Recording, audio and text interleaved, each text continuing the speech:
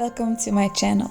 My name is Robin Shindelka, and here I talk about everything related to mindfulness, spirituality, and our way to recovery and a happy life. I'm very grateful that you are here today, and I hope you enjoy this video.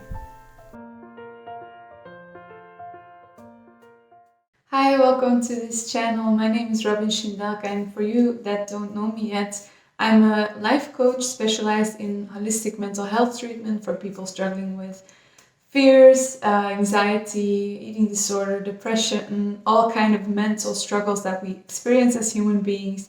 And I help replace those mental health struggles with deep inner peace, connectedness, and unconditional love and joy. And so I have already made a video where I talk about my own experience with an eating disorder, which I struggled with when I was a teenager.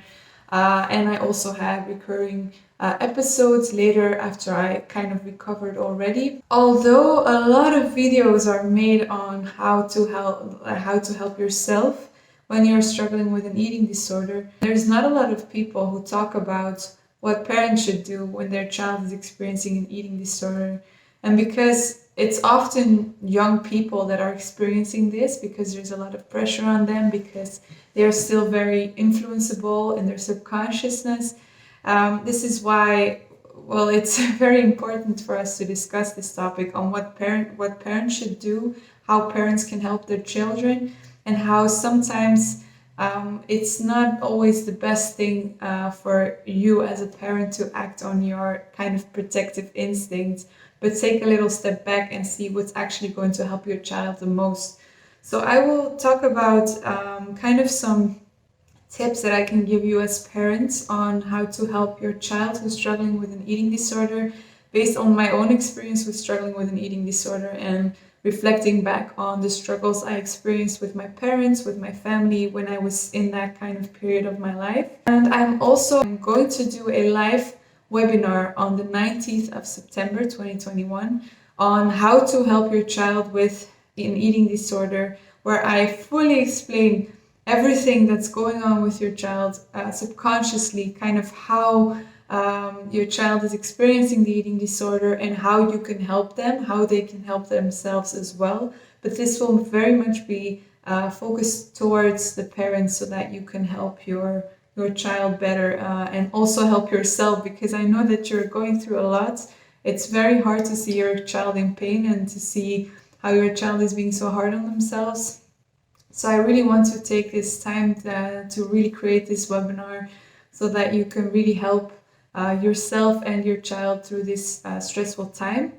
I also want to say that recovery is possible, because I think that that's something that a lot of parents worry about, and why they're so overprotective, because they're afraid that they won't be able to help their child. But recovery is absolutely possible. I'm a living example of that, so as many others. But so the live webinar will be on the 19th of September, from 4 to 6 p.m. on Belgium time, so that's Central Eastern time. And you can join by purchasing a ticket through this link. I have kind of an explanation written down in my blog, and the ticket to the webinar is linked as a course option on my website, so you can join there. And if you have any questions, feel free to message me on WhatsApp or through email. So with that long introduction being said, I want to give you kind of 6 tips on how to help your child who's struggling with an eating disorder at the moment. And the first, I'm just going to start with the very most powerful one, the very best tip I can give you, the one that I think will help both you and your child the most, is to choose love over fear. Because fear, your child is basically experiencing fear, a lot of fear. It's having fear of gaining weight, fear of not being good enough, fear of not being able to recover. And so it's very easy for you to be dragged along in that fearful emotion, because it's so dominant, it's so there. But the easiest way to explain it is, when we follow the emotion of fear, we continue to break ourselves down, because it's a very destructive emotion.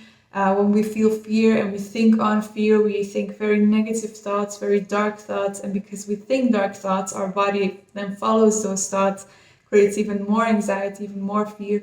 And so it's very easy to kind of go in that negative cycle along with your child.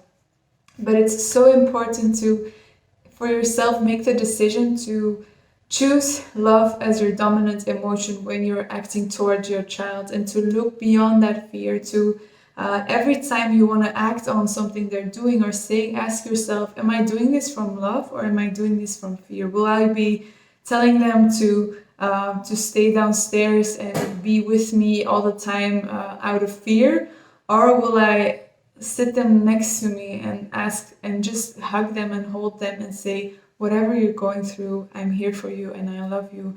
So every action should be based on the emotion of love, because love is a very constructing and harmonizing emotion. And when your child feels that it's in a loving environment and that it's that it feels literally, you can feel the emotion of love behind your actions towards them, then they will kind of gain that emotion more for themselves. And so that's the first incredibly important tip, to act from love instead of fear, and to always choose love over fear when you're talking with your child or just helping them through this.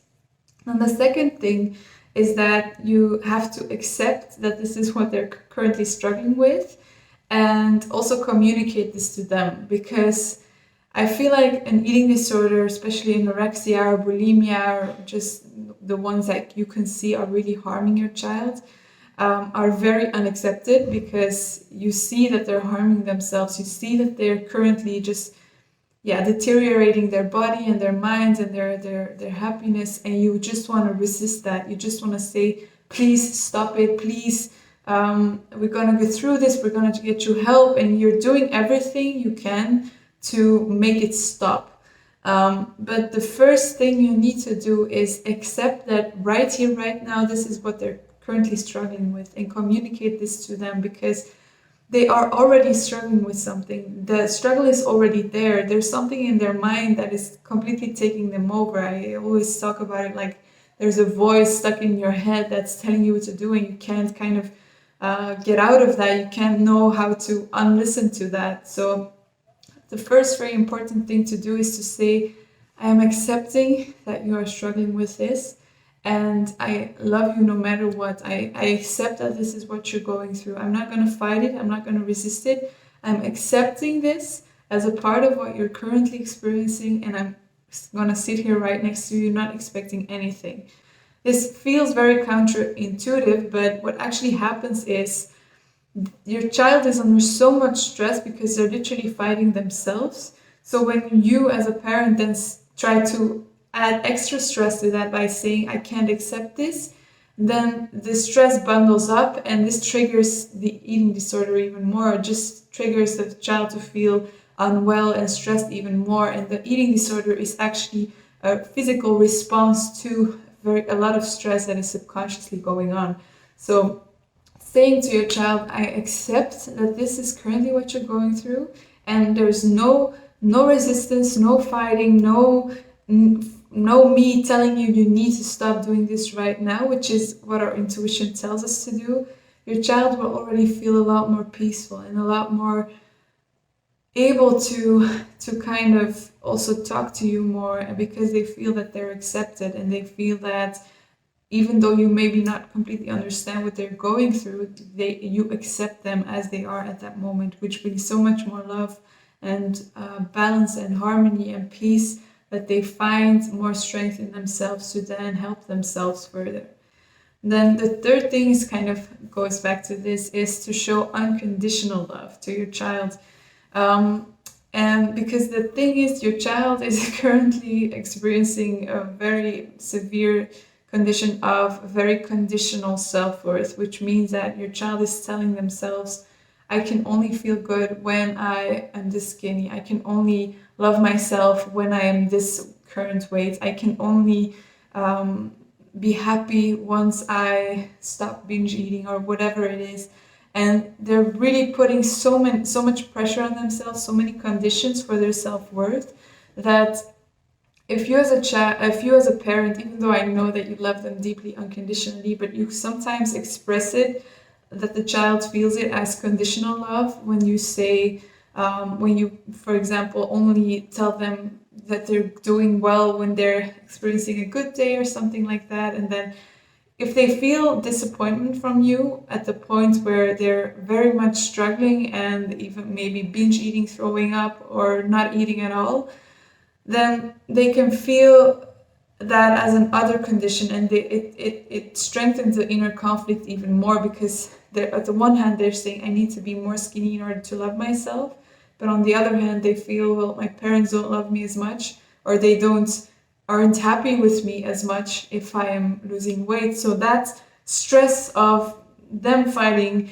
themselves on the one hand, and them fighting, like, and then they're feeling some resistance from you on the other hand, causes even more stress. And as I said, stress is actually what triggers the eating disorder even more. So this is all very counterintuitive things that I'm telling you, but this actually really helps to really stress how much you love them for who they are in here, and to accept them for who they are in here, and to see the eating disorder not as what they are currently, but just something that they're experiencing, something that is going on in their awareness. So then the next thing is what I want to tap into behind this, is to talk about and see the eating disorder as not as something that they're separate from, something that is separate from them. Because in essence, this is the case, and this is what I will go very deeply into in the live webinar that I'm teaching.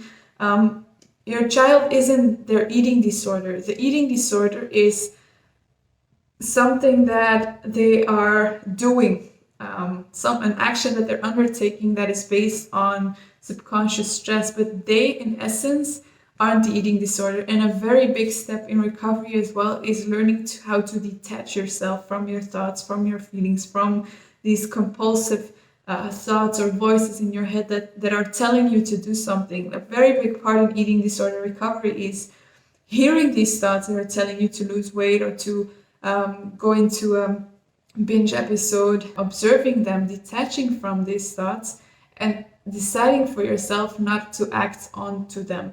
That's a very mindful approach on recovery.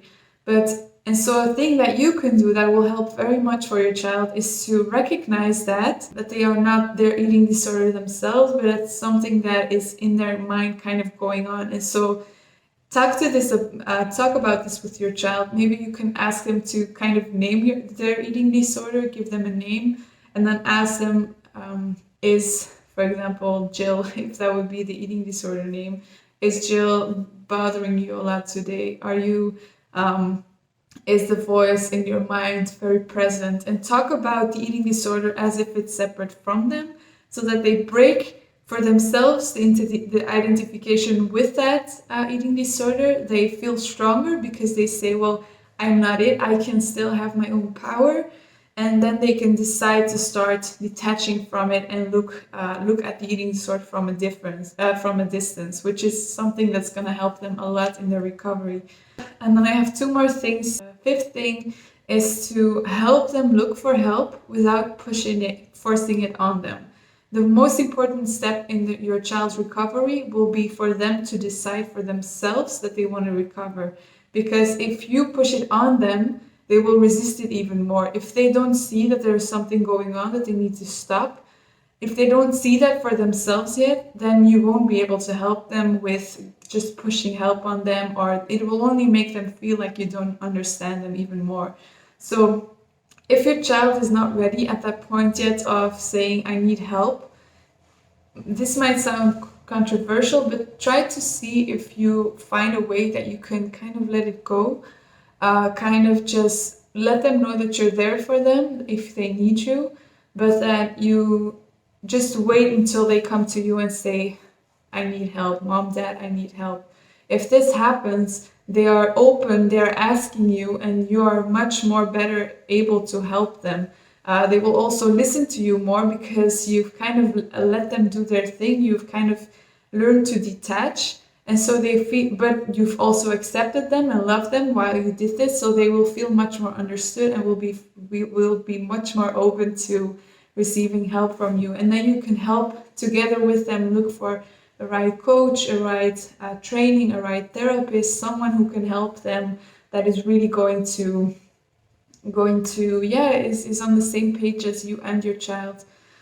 So that's the fifth thing. And the last thing is to always listen to them without judgment. If they come to you to talk about what they're feeling, this means that because it's such a misunderstood concept, there's so much pressure and there's so much drama around the concept of eating disorder that for them it's a very big step out of their comfort zone to come and talk to you about it. And so the more they feel like you really want to listen to them and really are open to just allowing them to say what they're experiencing without you judging it as good as bad or forcing something on them, this will feel so relieving for them. And in a way, it's hard because you're their parent, you're not their therapist, but if they could feel that same kind of non-judgmental look from you or approach from you in their assistance, then they will be much more able to come to you, and they will feel much more comforted by you when they come to you, and they can just tell what they're experiencing without you judging that or without you trying to resist that. Because if you then just listen and really use your focus to try to understand what they're experiencing, you will also be much more able to interpret how they're feeling and kind of jump into that and say, maybe we can do this, maybe we can try this, and go in conversation with them about it. Don't avoid the topic, don't try to run away from it, because it's right here. It's the elephant in the room, and the more you are able to talk about that with your child, the more you will be able to help them. These were the 6 tips I have for you as a parent if your child is struggling with an eating disorder, how you can help them. I really hope that you will join my live webinar if you are looking for this more kind of in-depth support from me as a coach as well. You will be able to ask questions. You will also be able to join anonymously if you prefer that, because it's a sensitive topic, but you can also just join and put on your camera and talk to me. It will be a very interactive moment for you to ask me questions. And it will be completely based on my experience as an eating disorder recovery, but also as a coach who has helped people who struggle with eating disorders as well. So I hope this helps for you. I hope that you find the hope and confidence for your child that they will recover, because it is possible. Remember, choose love over fear in this situation. Love heals all, fear destructs all. So the more you choose to love yourself and your child, the more you will be able to get out of this. And I really, really wish you all the love and the strength in the world. I am here for you, I understand you, and we're gonna get through this. So sending you lots of love, and I hope to see you in my webinar.